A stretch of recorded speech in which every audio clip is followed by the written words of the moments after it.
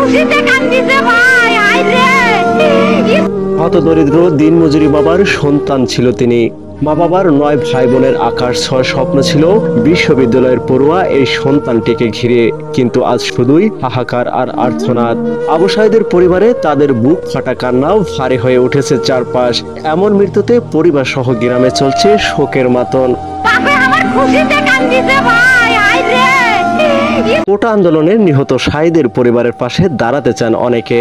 কোটা বিরোধী আন্দোলনে পুলিশের গুলিতে নিহত বেগম রোকেয়া বিশ্ববিদ্যালয়ের অন্যতম সমন্বয়ক আবু সাঈদের অসহায় পরিবারের পাশে থাকার প্রতিশ্রুতি দিয়ে সামাজিক যোগাযোগ মাধ্যম ফেসবুকে পোস্ট দিচ্ছেন শত শত মানুষ। অনেকেই নিহত আবু সাঈদের পরিবারকে আর্থিক সহযোগিতার পাশাপাশি ভরণ পোষণের দায়িত্ব নেওয়ার আগ্রহ প্রকাশ করছেন।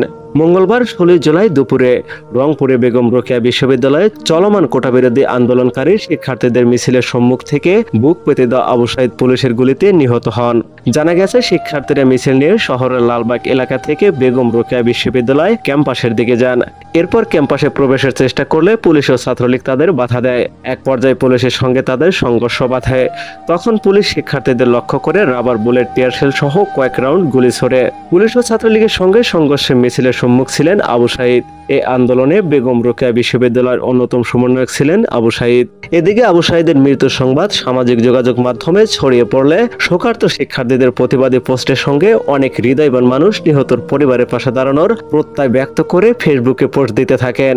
তাদের সহযোগিতার মনোভাবমূলক পোস্টগুলো মুহূর্তেই সামাজিক যোগাযোগ মাধ্যমে ভাইরাল হয়ে যায়।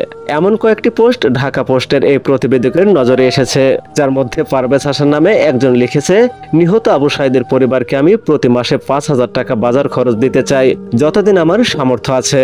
কেউ তাদের বড় বোনের নম্বর সংগ্রহ করে দিয়েন প্লিজ। পারভেজ হাসানের এই পোস্টটি শত শত ফেসবুক ব্যবহারকারী শেয়ার করেছেন। অনেকেই আবার একই কথা ফেসবুকে পোস্ট করে সহযোগিতার হাত বাড়িয়ে দেওয়ার কথাও জানিয়েছে।